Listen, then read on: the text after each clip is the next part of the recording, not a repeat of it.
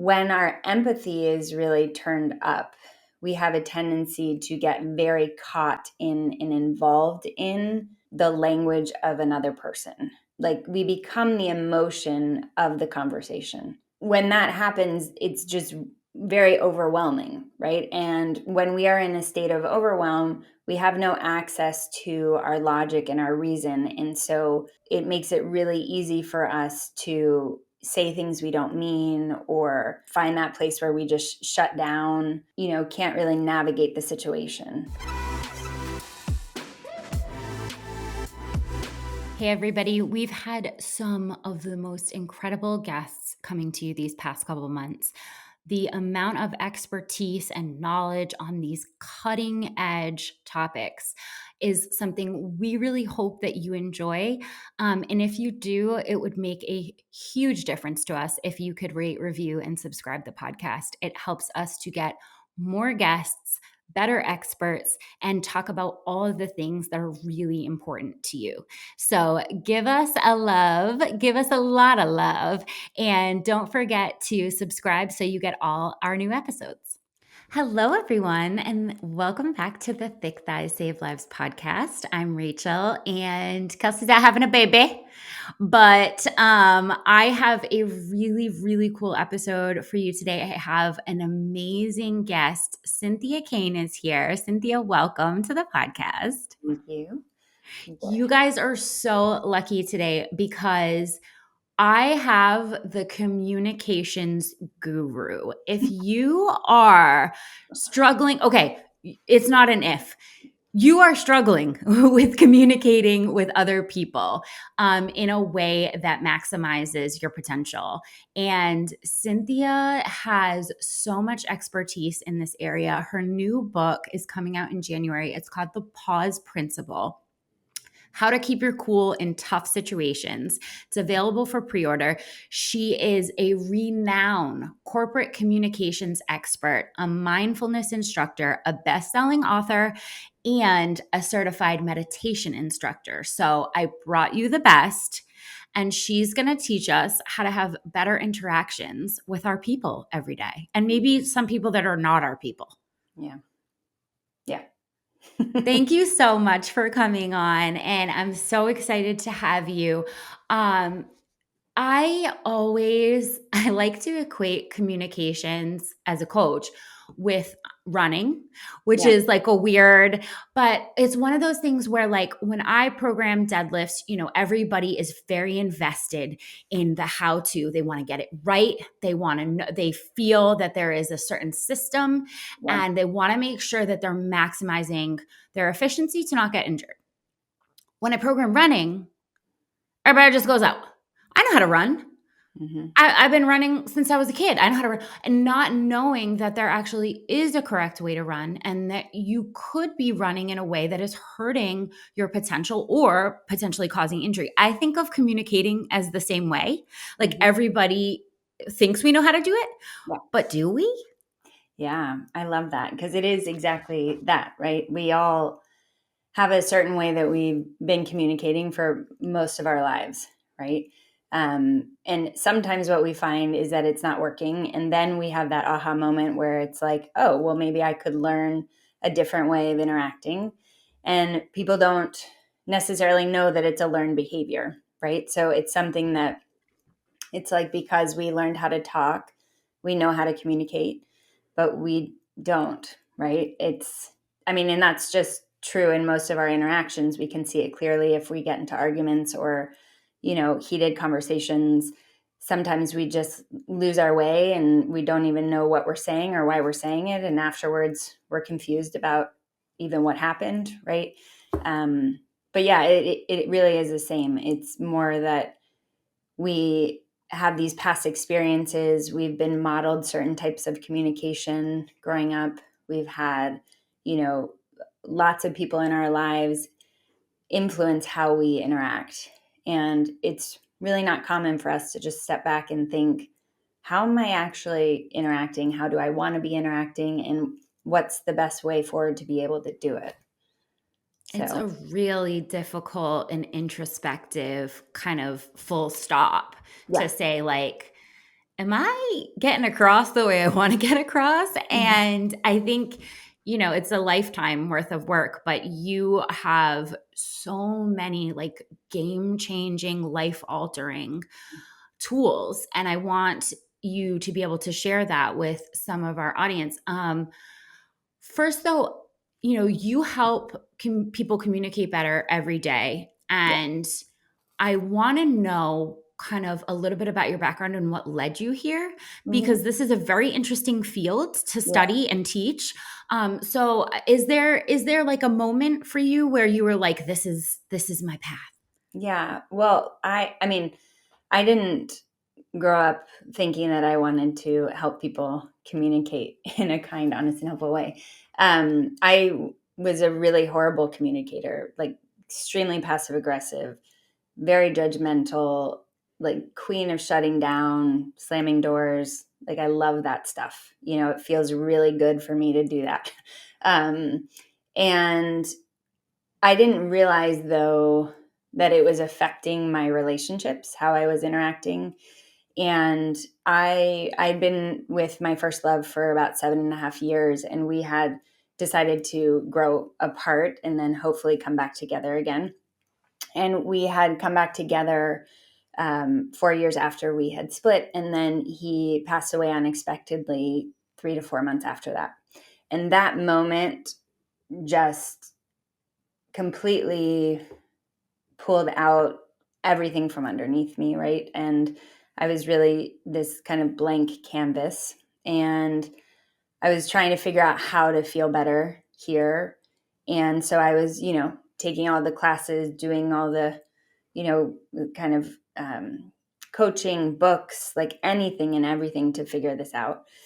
And a friend had recommended a meditation and writing workshop that was happening at the Shambhala Institute, which was when I lived in New York.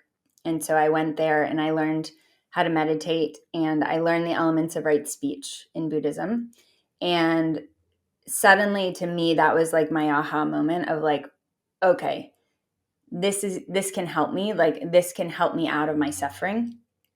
And the elements of right speech in Buddhism are to tell the truth, don't exaggerate, use helpful language, and don't gossip. And what I had been kind of figuring out in this search was everything was around communication, but I couldn't really figure out, like, I couldn't really figure out how to change my communication, right? And so here were these guidelines, and suddenly that was like, okay, I can do this. That sounds amazing. But then how do you actually do it? And so then each day I started practicing and trying to figure out, how do I speak in a kind way, or how do I really be honest?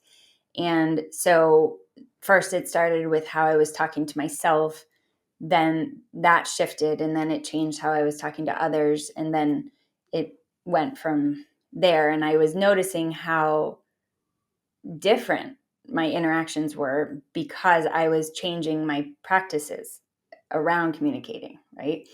And so then suddenly I was having different relationships, and I was practicing in new relationships, and just seeing how the world felt a lot more like it was friendlier. It became like a friendlier place, right?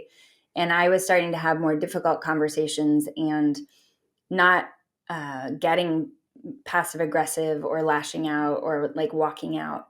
And so then I started writing about it, and then people were interested in learning more about it. And so then I started teaching it, and then it started kind of going from there, right? So it wasn't only working for me, but it was working for other people. And then, one course I had over, 60,000 people have taken. And so then the demand for it for more came.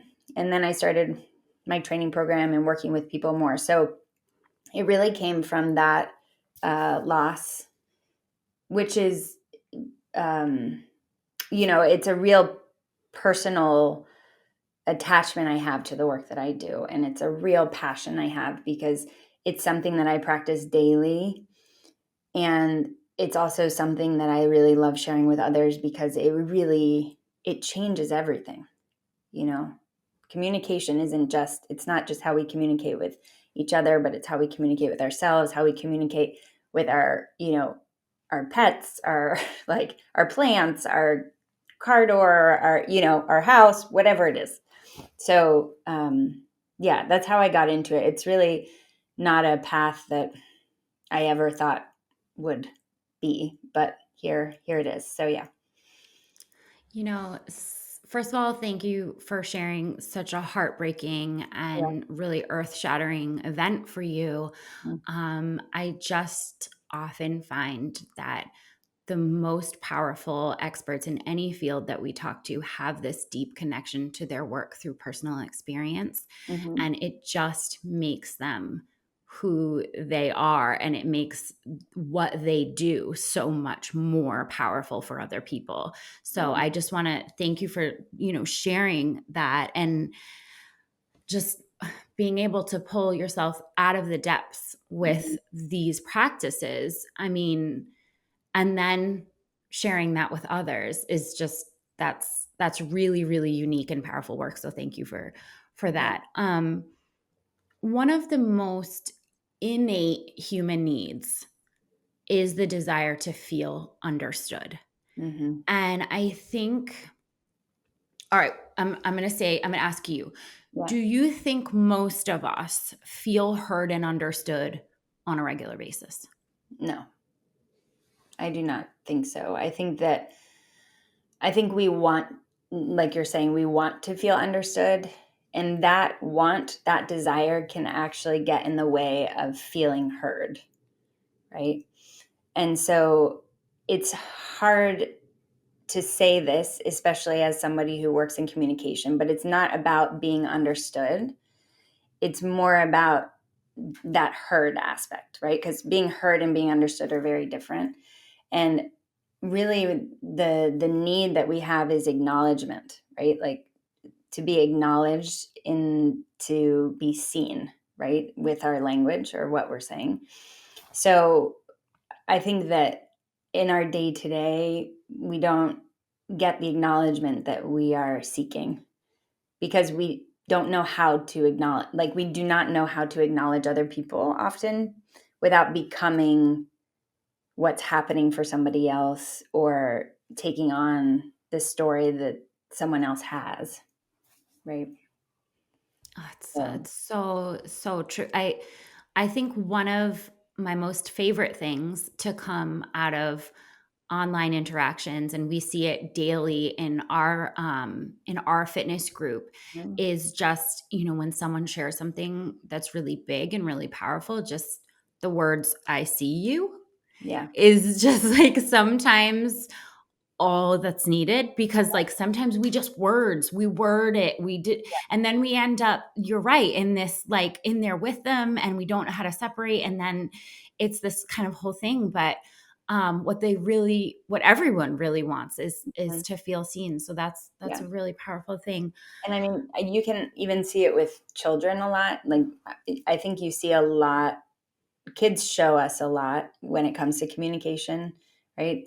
And like, if I have a 5-year-old and a 7-year-old, right? So, they have a lot of big emotions. And so, like when my 5-year-old is upset because, I've said, no, you can't, bring that fairy wand to school today.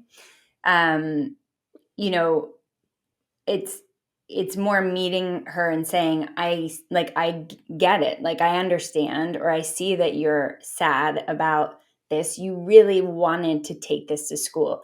Like, that's the phrase of acknowledgement. You wanted to take this to school, right? And the moment that you phrase it and you just say it, their body completely relaxes and finds safety and rest again, and that's when the emotion comes down, right? So the acknowledgement is so key in just creating that sense of connection and safety, right? Oh, that's such a good tool. And that's not only something that we can use for kids, right? I also have a No, 7-year-old, yeah, and we have for daily, everybody. yes, we have daily, you can't bring that to school Yeah. talks as well. Mhm. And you're so right. For him, it's a physical response. He literally like deep sighs when I say, I know you really wanted to do that. Yeah. It's like he's letting out like a physical response. Mhm. And yeah, it's a really good feeling, even if the outcome isn't going to be you get to bring this thing. It's just like Right. somebody understands and also like hears me. Right. Mhm. You do a lot of your work with what you refer to as tough situations. Yeah. And clearly, communication is difficult. And Mhm. then it gets way more difficult when the situation is tense or awkward or difficult. And I want to know your perspective on whether or not you think this is a more challenging situation for women Mhm. when a situation is difficult or tense or awkward. What are we Do we need to be better in this? What are we doing that's harmful to us, and what can we do differently? Yeah. So I think uh, for these types of situations, right, difficult interactions, I think that there's there's a few things that happen for women within them, right? One, we are like nurturing and empathetic by nature, right? Most of us, um, and sometimes that can be dialed up too high in these difficult situations, right? And so when our empathy is really turned up, we have a tendency to get very caught in and involved in the language of another person. And we can really take it on, right? And we become the emotion of the conversation, if that makes sense. And so when that happens, it's just very overwhelming, right? And when we are in a state of overwhelm, we have no access to our logic and our reason. And so it makes it really easy for us to say things we don't mean, or, find that place where we just shut down and can't, can't really navigate the situation. And then there's the opposite of that, right? Which is sometimes it's just a fear of confrontation and conflict in general. And that fear is so great that we avoid difficult conversations, or we're nervous to express ourselves because of what the reaction could be. Right. And so instead of expressing ourselves and even going into that kind of territory, we kind of rationalize and keep ourselves in the same place that we're in. Right. And I won't say that it's um, just women, because men do this as well. I do think that, for us, though, it is a little more difficult because of how we've been socialized, um, and how a lot of us have been taught, depending on our upbringing, but, kind of falling into just the idea of what, women should be in terms of, keeping the peace, being selfless, um, not rocking the boat kind of thing. And so when it comes to difficult conversations, they can be very, very scary for us because it feels like we're going against something that we've been taught. Yeah, Right. well, God forbid you get called a bitch. Right. Exactly. Yeah. What are you gonna do then? I mean, then you're the bitch for Right. the rest of your life, Right. and really you're just expressing a need. Yes. Exactly. And I think that like that one instance of maybe that response from somebody makes it so that we stop ourselves from doing it again, right? But then what happens is that, if we're not expressing what we're truly feeling or thinking, then we get even more of our default reactions, like passive aggressive or shutting down or lashing out or walking away. So it's like this whole cycle if we're not able to express ourselves. Absolutely. That's so Yeah. vicious. Hey guys, stay motivated this March and move for a mission. we have our Miles in March challenge, and your movement can make a huge difference. Walk or run with us, and the more miles you contribute, the more CVG donates to an amazing charity. We've got big goals of 100,000 miles, so join us in our Facebook group, Fitness Programming by CVG, and help contribute to donation for just the best cause. Miles in March is going on starting March 1st.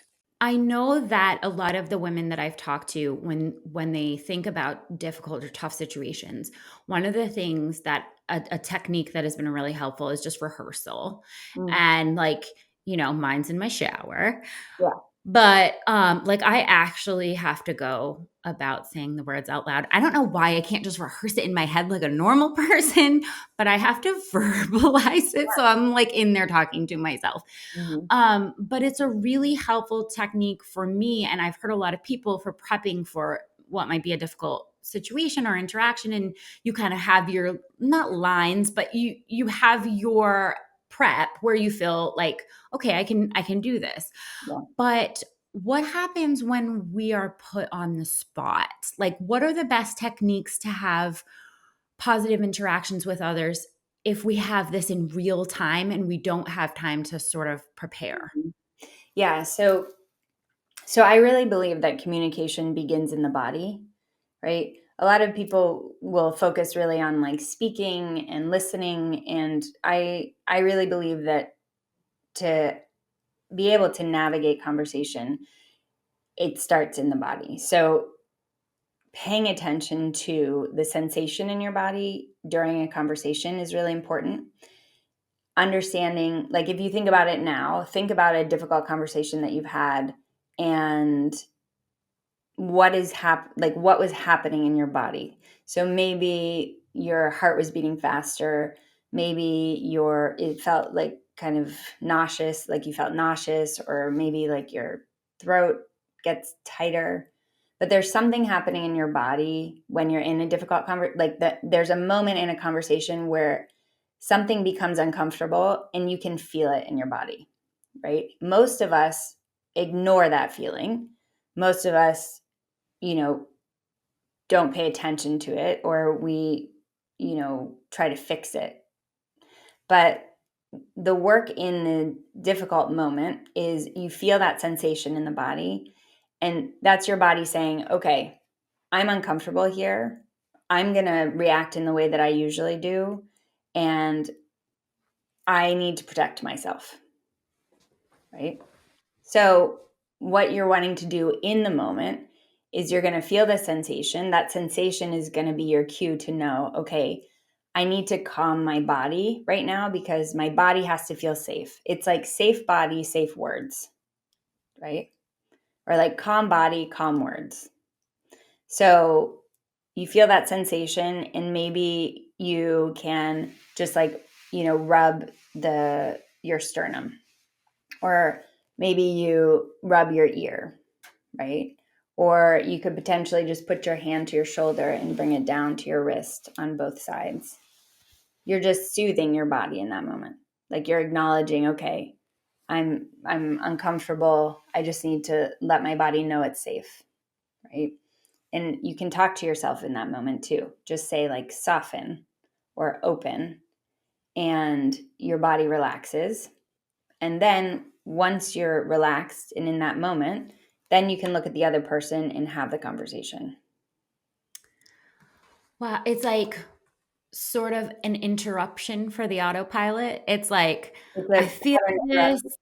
Yeah, like Yeah. you're like physically interrupting Yes. that pattern so that you're not going down the same road of, if my knee jerk reaction is anger to most things, then I feel that thing, it happens in my body, then the anger comes. Like it's like people have their knee jerk reactions, and it's sort of like a great signal to interrupt that Yeah. pattern if you're unhappy with the way those interactions are going. Yeah. And it's really slowing the moment down, because the thing with difficult interactions, especially when we're not prepared for them or we're not going in for a difficult conversation, it happens so quickly, right? Yes. And Yes. like it's suddenly boom. And so our work is, can we slow this moment down so we can actually see what's happening? Like, this person is saying something, I'm feeling this in my body. That physical reaction is telling me I'm uncomfortable right now. I'm in that fight flight state, right? Which is that stress response, which means I'm going to react in this way. So my body needs to feel calm so that I can be calm. I love that. I love just starting physically and then and like you said, like calm body, calm words. Like Mhm. starting here Yeah. is just so much, I feel, easier to sort of control and slow down than like the word diarrhea that is going to come rushing out that I'm going to regret all of it. Yeah.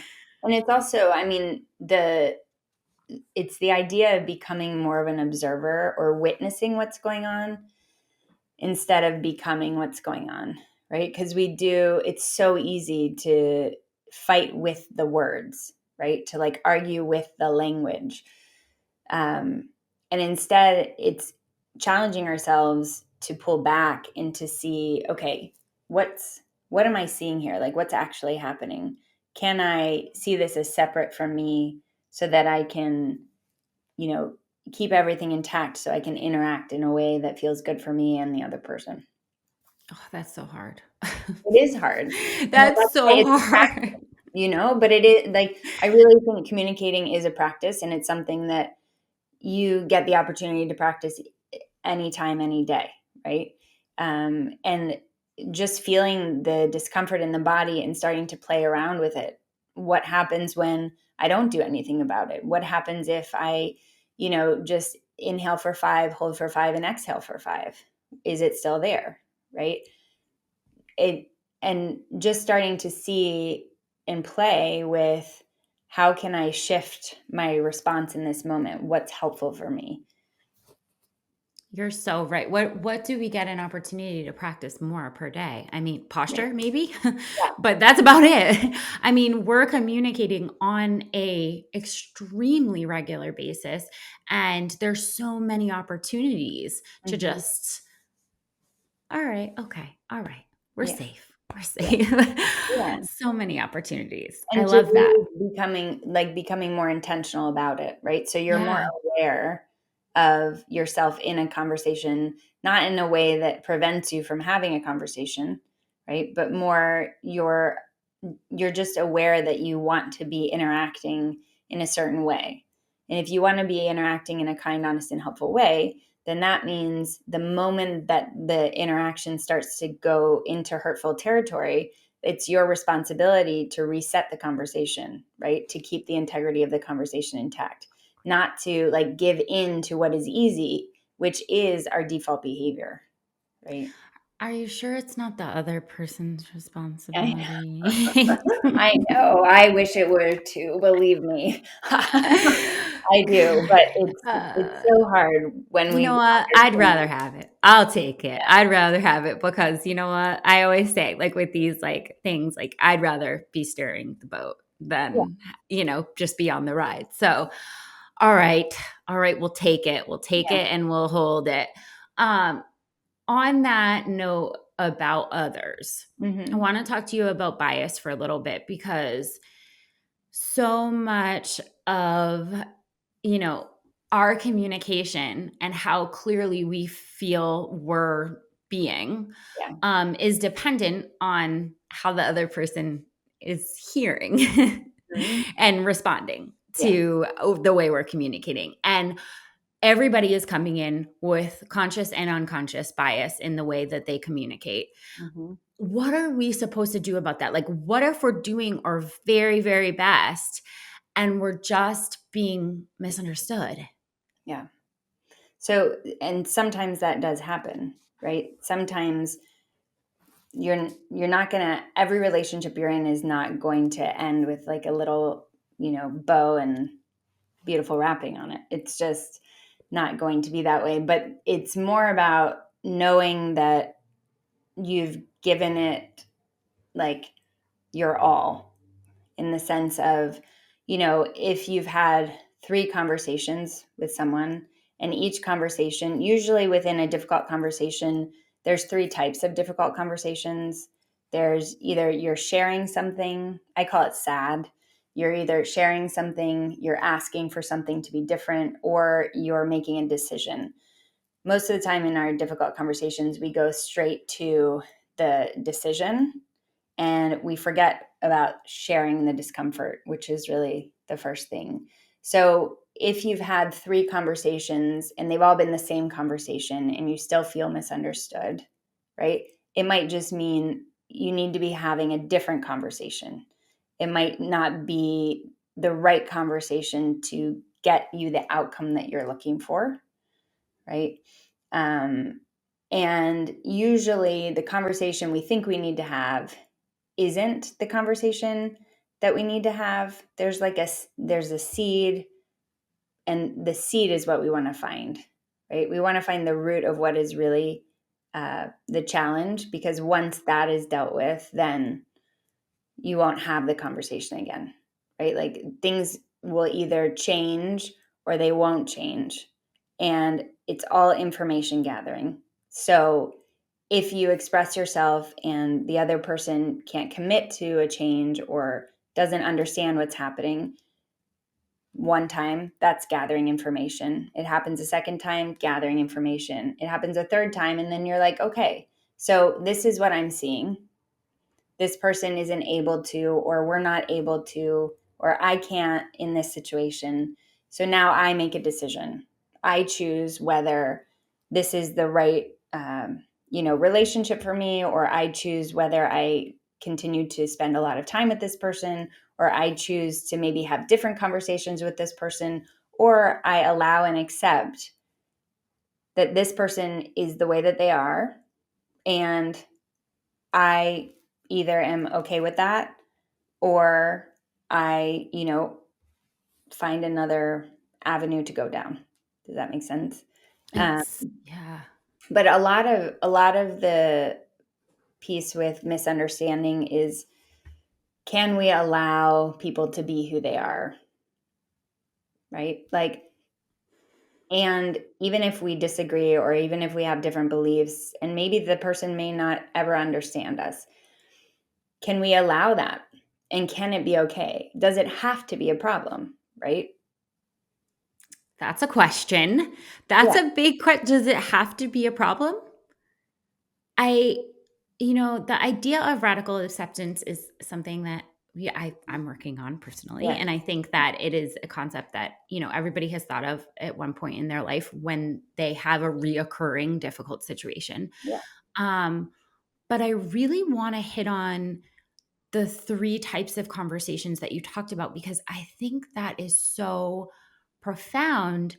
The idea that we skip right to the decision, yeah, and that someone else wasn't living in our head for all the other things.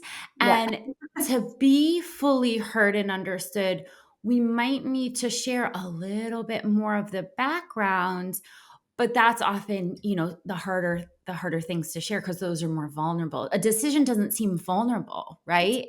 it's not, which is why sharing is so much more difficult. And it's the one that we don't do, right? But it looks like, you know, like the other day when you shared this with me, I want you to know, like, I felt really uncomfortable, and I want to find a way for us to have conversations that feel more comfortable, right? But if I'm not talking to you or if I'm not responding to you, I just want you to know that it's because I felt really uncomfortable yesterday. We rarely have those conversations because we're really scared to share that. And, because we're thinking like, well, what is the other person going to say? Or we're thinking it's really not that big of a deal. But it is a big deal, right? Because we often, like, when we feel something and it's changing the way that we're interacting with someone, or we're talking about it with somebody else, it means that we need to talk to it, right? Like, we have to have a conversation if it's affecting our relationship with the person, if we can't stop thinking about it, if we're replaying things in our mind, talking to other people about it, right? Um, So yeah, it's very vulnerable to say how you're feeling without needing something. I think that, I heard a lot of myself, and I think a lot of listeners probably did too, in that like sort of difficulty. And I think also the not talking directly to the person, and venting about it instead Yeah. Uh-huh. Yeah, to someone uninvolved, right. and just dumping it constantly and having this thing with this person be outstanding that they do not know, Mhm. and then constantly talking about it with everyone but that person. Yeah. Um, oh man, It's just a this is lot more hard. discomfort. It is hard, right? But, like, when we do that, when we talk and talk and talk about it, we create more and more suffering for ourselves, right? Like, more discomfort, more anger, more frustration. Whereas if we just go directly and we just say, "Hey, this is what's going on," right? "I'm upset about this," or, like, "The reason why I've been really passive aggressive with you is because I really don't like how what you said yesterday. I felt stupid," whatever it is, right? But the moment, it's so amazing because the moment you say it, it leaves your body. Like, the moment you say it, it's gone. It's not in your head anymore. It's not like stuck anywhere. It's so liberating. It's like when you accept the truth of something, that moment is also really liberating, right? When somebody tells you something that's really hard to hear and you're like, you're right. I mean, gosh, it's hard to do, but it feels so good. It's worth the work and worth the uncomfortable efforts. Yeah. Um, and we just had recently done an episode on venting where we had talked to some experts that were talking about like the fact that people think that it is that release when they're talking about it to someone else, and but Yeah. that the average person vents about the same thing like 9 different times. Uh-huh. So if it was having that effect, Yeah. you probably wouldn't need to keep talking about it. Yeah. So, but that's not the same as when you directly, that's when you get that, oh my Yeah. God, it's gone. It's Yeah. gone. And a difficult conversation might be after that, which is a whole nother thing of Right. feelings and stuff. Quick interruption to talk to all my nature girlies out there. We have the cutest, absolute most adorable adventure collection for you. We've got some woodland creatures, we've got escape coming back. We have such cute patterns for the outdoor lover. So if you are a lover of the outdoors, you've got some mountains to climb this season, make sure you head to constantlyvariedgear.com and get yourself some of our newest collection. You're going to love it. We've talked a lot about outward communication with others, but so much of your specialty has to do with your inward conversations with Yeah. yourself. And a lot of us are really committed to the time spent on improving our relationships with others Hmm. and completely disregard the importance of the relationship with ourselves. What are the dangers of that? And how can we spend more time on our own inner dialogue to have better conversations with others? Hmm. Yeah. I mean, the way that we speak to ourselves is so important when it comes to relationship because we can convince ourselves of anything, right? Like, we can find evidence for anything. We can believe things that aren't necessarily true. We create stories all the time, right?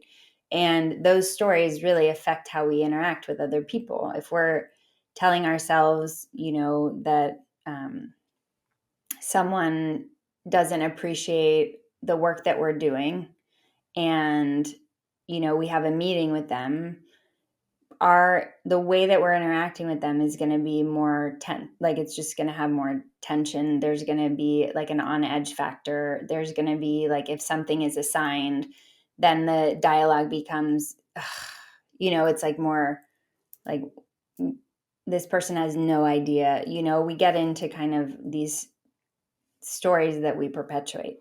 Um, and it changes how we interact with the world, right? And it's really important to just start paying attention to how we're talking to ourselves, because it's super subtle, right? It's very easy if we, sometimes when you look in the mirror and you're like, oh, I don't like that, right? Like that's pretty obvious talk. But most of our self-talk is really subtle. It's like when we feel like we should be somewhere, in our career and we're not, or whether we should be somewhere in our personal life and we're not, or the have to and the need tos, right? Those are very subtle. And once though we start paying attention to how we're talking to ourselves, like throughout the day, just noticing how we're talking to ourselves and noticing, am I talking to myself in a way that's helpful, or am I talking to myself in a way that's hurtful, right? Is the way I'm talking to myself creating more anxiety and stress? Is it making things feel more relaxed and easy, right? There's a big difference. And so our work is to pay attention to how we're talking to ourselves, not get upset at ourselves for talking to ourselves in a way that is hurtful, because it's so easy to do that. It's like, why am I talking to myself this way? I can't believe it. But that also is, it's not being very nurturing, right? So it's, when we think of the way we talk to ourselves, it really does start with paying attention to what we're saying, and if it's helpful or if it's hurtful. And if it's hurtful, we just notice it and we're like, oh, I'm not being really nice to myself right now. How can I experience gentleness toward myself right now? Like, how can I experience kindness toward myself right now? Maybe that means, like, you know, pouring myself a cup of tea feels really friendly towards myself right now, right? Or going for a walk feels really gentle for myself right now. But it is that question of, okay, if I'm talking to myself in a way that's making me feel less than, what is really true, right? And how can I experience being friendly toward myself? It's not pretending we're like the bee's knees and like bringing in, positivity, positivity, positivity. It's not what it is. It's really being objective and looking like, is that actually true? Right? Yeah, I really like that you said that, because I think, whenever we delve into the self-talk region, we think we need to replace everything that has a negative connotation with something positive instead. And Yeah. often that feels really false, Yeah. and it feels really difficult. And like lies, and you're Yeah. forcing it. And Yeah. Well, it's also there's this like fear of the negative, like fear of saying negative things, right? But that's like a part of us, right? We all have negativity bias, and we're all negative. I mean, it's not a bad thing. It just is. And we are also all positive at the same time. And so if we have things that we're saying to ourselves that aren't very kind, that's a part of who we are. And that's our opportunity to be like, oh, hey, I know this part of me. Like, I know you. You've been around for a while. I see you. You've helped me out over my lifetime. And so I'm going to thank you. But right now, you're not really helping me. Like, I'm noticing that.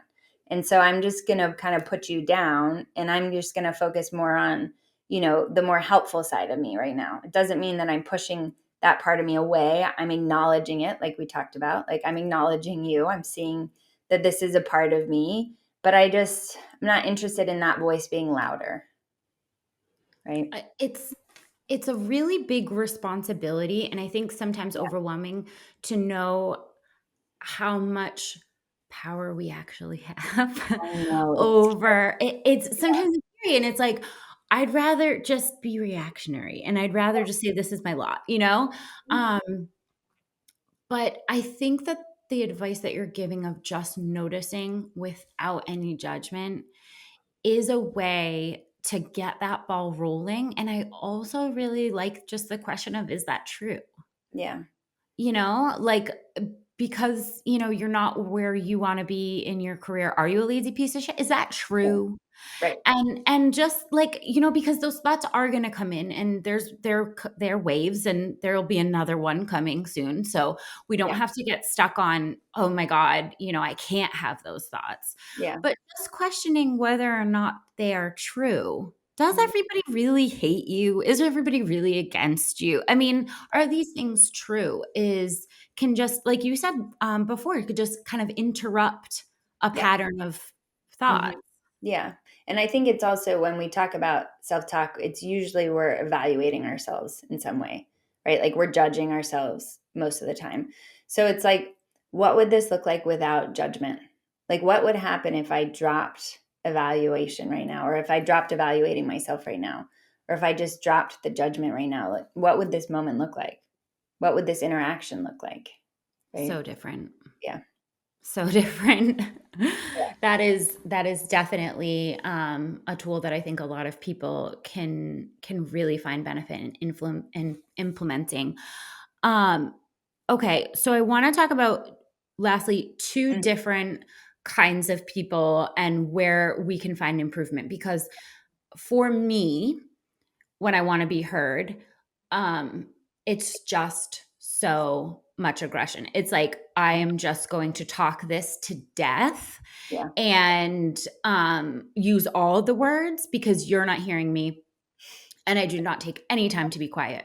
And then when I was creating this question, I just had that part. And my sister, who is much more introspective, um, said, like, well, but what about the quiet people? Can you ask a question about the people that go dark, that go quiet? Yeah. Because I don't do like you do. Yeah. And so I need to think about, what do I need to do to just shut up sometimes? Mhm. And what about, also, what can the people do that tend to go right to shutting up Yeah. and then are losing so much of that communicative power? Yeah.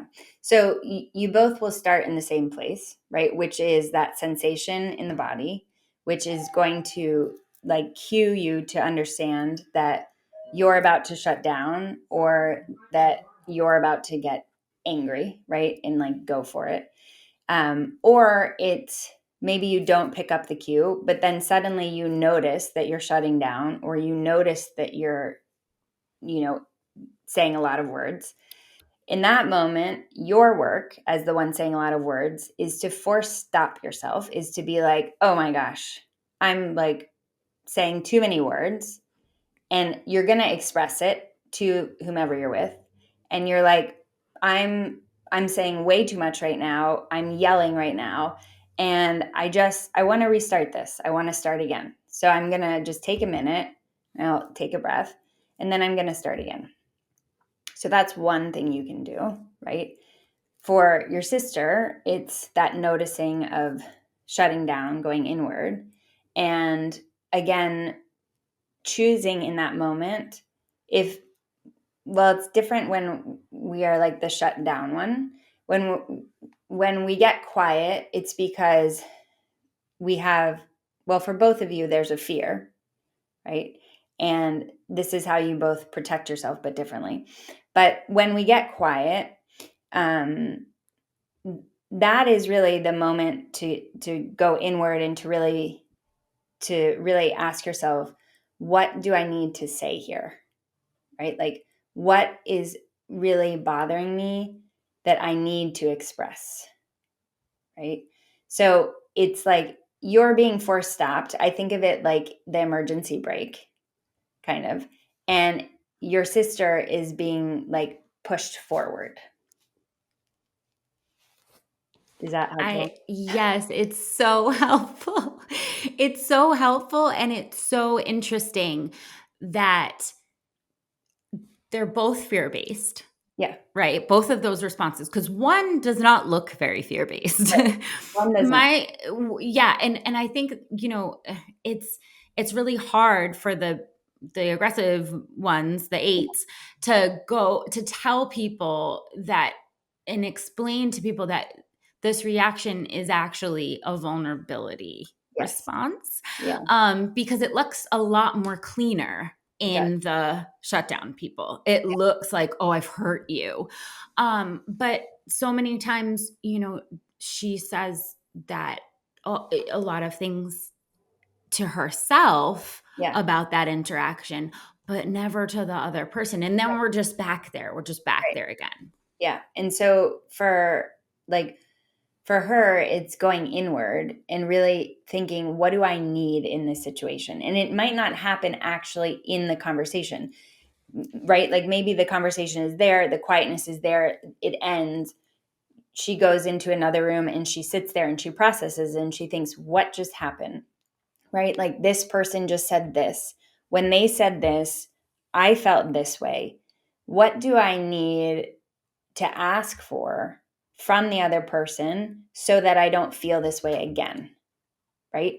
But then the hard part comes, because then the hard part is I have to have that conversation. Right? You got to go back in. You Yeah. got to go. See, I need to be removed. Right. Sis, we're dragging you out like kicking and screaming, and she cannot go back in. Right. Yeah. Yeah. Oh, it's so hard. Yeah. It's so hard. But I It is. think that these are great. I think that these are so first, I've just learned so much today about just communication styles and the different like cues and ways to break up routines and habits. And also just like that there are tools that we can use. This is not just, we can get better at running, right? Yes. We can get more efficient. Mm-hmm. It's not just something we have to be stuck with, that this is the way we communicate, and isn't Right. it a shame? Yeah. I mean, you can make changes and it's just practice. It's like with running, right? Like you practice. And it's the same thing with communication. Like every day it's fun. I mean, I think it's fun to just pick a practice and just say, okay, today I'm going to practice seeing, can I be kind to myself today? Or I'm going to practice, can I feel the sensation in my body while I'm talking to somebody? Or I'm going to right, like there's so many different practices that you can do, but it's way more than, taking a class on talking and taking a class on listening, because it's a whole body practice, I believe. Tell me once again the four pillars that you learned when you. I thought that those were really powerful, and it's just something that I want to leave with for Yeah. myself. So they're tell the truth, don't exaggerate, use helpful language, and don't gossip. It's a tall order, Yes. but I think that that sounds like exactly the kind of person that I want to be, and that I want to model, and that I want to um, be for others. Yeah. So I just love that. I think that our listeners are going to absolutely adore you. I think that they are going to have so many more questions. Where can they hear from you? Where can they connect from you? And tell us about your new book. Yeah. So I'm on Instagram. So you can find me there at CYKane1. Also, I have a YouTube channel where I post intentional communication tips. And I have a newsletter. So if you go to cynthiakane.com, you can sign up there for that. And that's, again, each week I'll be in your inbox just giving you some intentional communication practices to do. And the new book, it is out in January, but you can pre-order it now. And if you go to my website, you can get a free PDF download that goes along with the book if you pre-order. So you can dive into learning the practices that are really going to be that pattern interrupter in those difficult conversations, so that you can pause and be able to interact in a way that you feel good about. And yeah, you can go to cynthiakane.com and you can grab it. Thank you so, so much.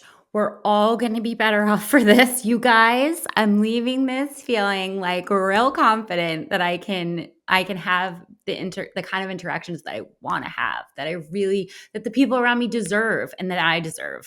So thank you so much, Cynthia. This has been incredibly insightful, and we appreciate it. You're so welcome. Thank you so much for having me.